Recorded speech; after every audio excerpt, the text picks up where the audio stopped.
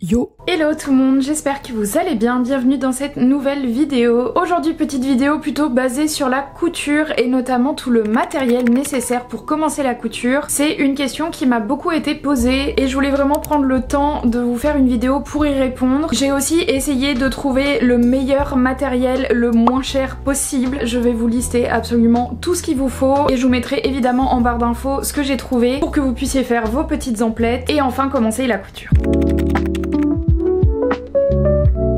Évidemment pour coudre il va vous falloir quelque chose qui coud, donc soit une machine à coudre, soit des aiguilles. En termes de machine à coudre, ce que je vous recommande plutôt pour du débutant, ça va être d'acheter quelque chose d'assez simple en termes d'utilisation et aussi en termes de points. Je pense pas que vous ayez besoin de faire mille et une choses, surtout quand vous commencez, mais ça ne veut pas dire qu'il faut que vous achetiez non plus le premier prix de grande surface. Ma toute première machine à coudre que ma mère m'a offert est une collaboration entre Lidl et Pfaff et c'est celle que j'utilise encore aujourd'hui. Je sais pas exactement combien elle a coûté puisque c'était un cadeau, mais je crois que c'était dans les alentours de 100-150 euros vraiment maximum. Et franchement c'est une machine à coudre qui est vraiment très bien pour les débutants. Encore une fois, vous n'êtes pas du tout obligé d'aller l'acheter en magasin, vous pouvez aller regarder sur Le Bon Coin ou même peut-être sur Vinted. Je crois qu'ils font maintenant des appareils électroniques. Celle-ci elle est très bien parce qu'en termes de réglage il n'y a pas grand chose à faire. Vous avez les points principaux pour pouvoir coudre, vous avez aussi la possibilité de faire des boutonnières et en termes d'accessoirisation vous avez donc les pieds nécessaires pour pouvoir faire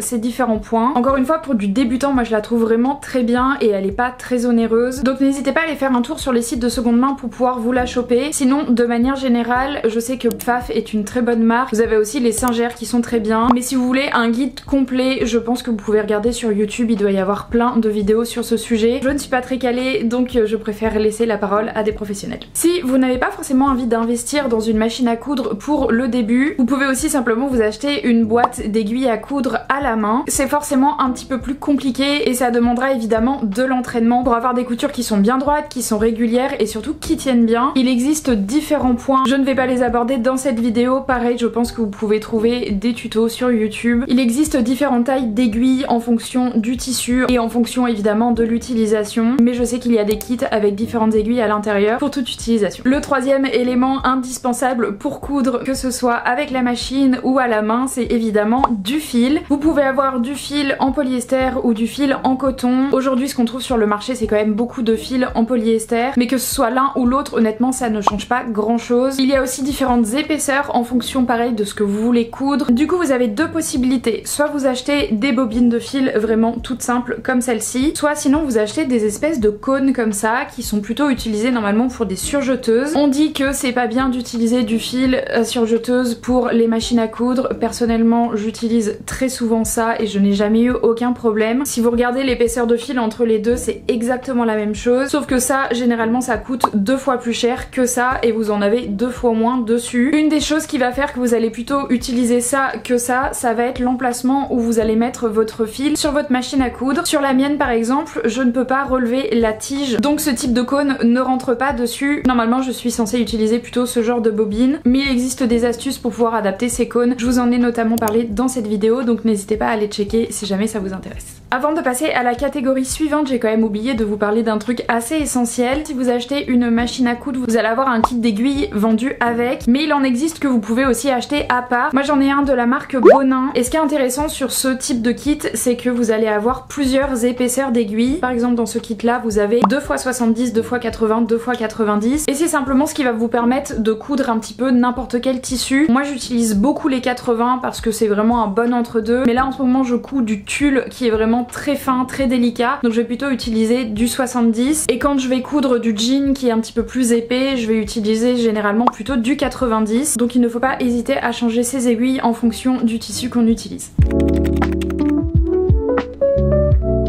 On a notre matériel pour coudre, mais maintenant il nous faut du matériel pour préparer notre tissu et notamment des bons ciseaux. Les miens viennent de chez Fiskars, mais honnêtement il en existe des très bien, beaucoup moins chers que ceux-là. Encore une fois je vous mettrai des liens en barre d'infos pour que vous puissiez retrouver ça facilement. J'en ai une deuxième paire que j'avais acheté sur Amazon il y a quelques temps, mais ils sont beaucoup plus lourds, donc je vous conseille de prendre plutôt des ciseaux assez légers, tout simplement pour faciliter la prise en main. La règle la plus importante avec ces ciseaux, c'est que vos ciseaux de couture ne doivent doivent servir qu'à couper du tissu et rien d'autre. Et j'insiste bien là-dessus parce que la lame a été aiguisée pour couper du tissu et pas du papier, du plastique ou je ne sais trop quelle autre matière. Chaque ciseau doit avoir vraiment son utilisation et c'est d'ailleurs pour ça que j'en ai plusieurs. Il faut aussi faire attention à ce qu'il soit bien aiguisé pour que votre tissu soit coupé le plus nettement possible, le plus proprement possible et surtout en une seule fois, que vous n'ayez pas à y repasser plusieurs fois pour ne pas faire des petits accros. Une deuxième paire de ciseaux que je vous conseille d'avoir, c'est des ciseaux cranteurs comme ceci. Ceux-là je les ai achetés sur Temu et j'avais un petit peu peur au début de la qualité et en fait ils sont géniaux. Donc pareil, je vous mettrai le lien en barre d'infos. Ça va permettre de venir recouper tous vos petits bords et éviter que le tissu s'effiloche. Moi je les utilise aussi beaucoup quand je fais une couture pour enlever le surplus de couture tout simplement. Même règle que pour les ciseaux classiques, on utilise ces ciseaux cranteurs que pour du tissu. Si vous voulez découper du papier avec une jolie forme, vous utilisez d'autres ciseaux cranteurs. Ceux-là ils sont spéciaux pour la couture. Un troisième petit outil très important à avoir, c'est ce qu'on appelle le coupe-fil, donc qui se présente comme ceci. Comme son nom l'indique, ça va venir simplement couper les petits fils et ce qui est pratique c'est que c'est plus petit qu'un ciseau. C'est très pointu donc c'est très précis aussi. Ça fait très longtemps que j'ai le mien donc je ne saurais vous dire où est-ce que je l'ai acheté, mais dans mon souvenir c'était un pack avec les ciseaux que j'ai acheté sur Amazon comme je vous disais. Un petit peu moins indispensable que les deux autres ciseaux, mais je vous conseille quand même de l'avoir pour son côté plus pratique. Et enfin dernier élément indispensable pour tout ce qui va être plutôt coupe, ça va être un découseur. Il s'agit de ce petit truc, je sais pas si vous verrez bien, mais voici à quoi ça ressemble. Le mien est double parce que de l'autre côté j'ai un enfil aiguille que je n'utilise absolument jamais. Ça vous en avez donc besoin pour venir découdre des coutures. Ne vous inquiétez pas, même quand on est à un stade un peu plus avancé, on arrive toujours à faire n'importe quoi et donc des fois on a besoin de venir complètement découdre. Ce qui est très pratique c'est évidemment son côté très pointu où vous allez pouvoir choper la petite couture et la partie coupante se trouve vraiment au milieu. C'est indispensable d'avoir ça, presque plus que le coupe-fil que je vous ai présenté juste avant parce que évidemment c'est encore plus précis et 1000 fois plus précis qu'un ciseau. Quand vous avez besoin de découdre quelque chose, le découpe-vite ça sera vraiment votre meilleur ami.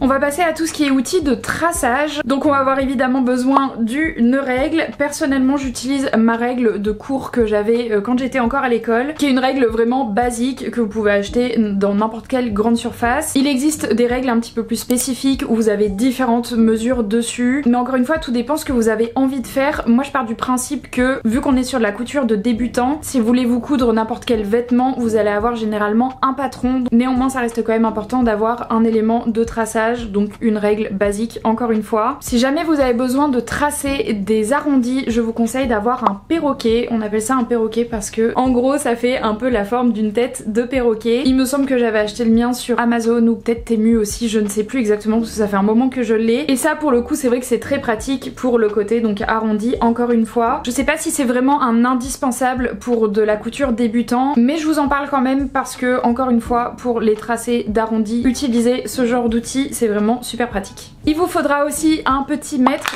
ruban tout simplement. Le mien est trop mignon, c'est un petit cœur que j'ai acheté sur Temu aussi. Et dans le même principe que la règle, ça va surtout vous aider à prendre donc des mesures et notamment à prendre vos mesures. Par exemple si vous avez besoin de savoir quelle taille prendre au niveau du patron. Donc selon le projet vous allez prendre votre tour de taille, vous allez prendre votre tour de hanche et regarder les correspondances de taille. C'est évidemment moins pratique de le faire avec une règle plate et ça peut être aussi plus pratique du fait qu'il soit petit pour mesurer n'importe quelle autre chose en fonction de vos besoins. On a nos outils de traçage mais évidemment il nous faut donc un crayon pour pouvoir tracer. Personnellement j'utilise un crayon avec de la craie. Il s'agit d'une petite roulette comme ça qui est extrêmement fine. Ça vient déposer un petit peu de poudre. C'est 100% lavable en machine. Néanmoins je trouve que c'est pas ce qu'il y a forcément de plus pratique et de plus précis. Je n'ai encore rien racheté mais je sais qu'il existe des feutres qui sont effaçables soit à l'eau soit à la chaleur. Donc quand vous venez passer un petit coup de fer à repasser par dessus. Pour le coup je ne pourrais pas vous dire si ça fonctionne bien ou pas puisque encore une fois je n'en ai pas, mais c'est un achat que je compte faire prochainement donc je pense que je vous ferai une vidéo à ce moment là où on testera plusieurs outils de couture. On va passer à tout ce qui est épingles et accessoires de fixation. Personnellement j'ai des petites épingles avec des petites têtes en forme de cœur comme ça. Bon je les ai achetées vraiment juste parce qu'elles étaient trop mignonnes, mais il en existe plein d'autres. Vous en avez aussi avec une petite bille par exemple, une petite fleur, etc.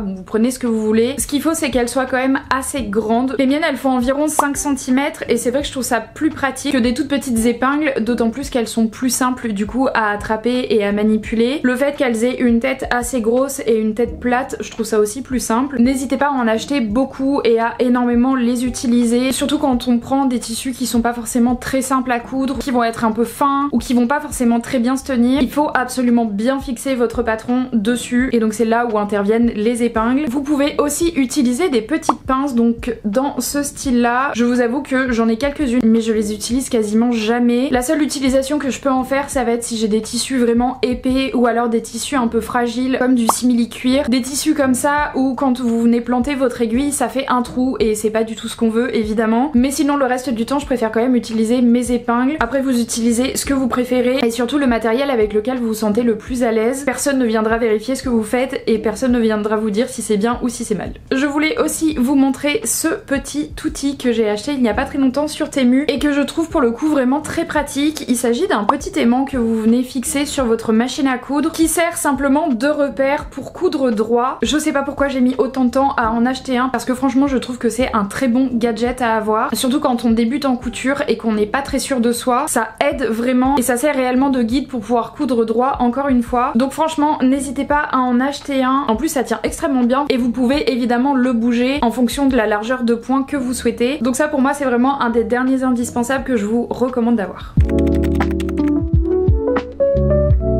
Maintenant qu'on a tout notre matériel, il faut évidemment le ranger et pour ça je vous conseille d'avoir une boîte à couture, d'une part pour éviter qu'il y en ait partout et en plus de ça pour éviter que vous perdiez vos outils. Je m'en suis racheté une il n'y a pas longtemps, donc sur Temu aussi, qui est comme ceci. Elle est trop mignonne je trouve, donc elle est beige et un peu marron je pense. Elle a une petite poignée pour que je puisse évidemment la prendre à la main et ce qui est cool c'est que quand vous l'ouvrez vous avez donc 3 étages, donc elle est quand même super grande. Je vous avoue que c'est un petit peu le bazar à l'intérieur parce que dernièrement je me sers de beaucoup de choses et pour éviter que je remette tout dans mon meuble à couture je préfère tout ranger là-dedans. Encore une fois ça vous permet d'avoir un endroit où toutes vos affaires sont rangées pour ne rien perdre et en plus de ça elle est quand même très mignonne. Vous pouvez même la laisser sortie sur votre espace couture, ça sera très joli. Si je peux vous donner un petit conseil pour bien démarrer la couture, c'est d'aller acheter du tissu en seconde main ou alors d'utiliser des vieux draps. Vous allez demander à vos parents, à vos grands-parents s'ils ont des vieux tissus qu'ils n'utilisent plus, tout simplement pour vous exercer avant d'utiliser le tissu sur lequel vous allez réellement faire votre pièce. Je suis la première quand j'ai un projet à vouloir le réaliser tout de suite et je me suis déjà vue jeter des tissus entiers parce que pour le coup j'avais fait n'importe quoi et que je m'étais pas exercée avant. Pour débuter, commencez aussi avec des projets assez simples sans forcément que ce soit du coton démaquillant, il faut arrêter avec ça. Il y a plein de choses à faire qui sont très simples et qui sont beaucoup plus sympas que du coton démaquillant. En revanche en termes de matière, je vous conseille évidemment d'utiliser plutôt des matières comme du coton qui se tiennent bien, qui sont assez rigides et qui sont pas très fragiles, plutôt que du tulle, de la soie ou du satin qui vont être beaucoup plus souples et donc un petit peu plus difficiles à travailler aussi. Mais vous allez voir qu'avec un petit peu d'entraînement tout est réalisable et que c'est quand même assez simple de coudre. Ce qu'il faut surtout c'est vous armer de patience, mais je suis sûre que vous allez y arriver.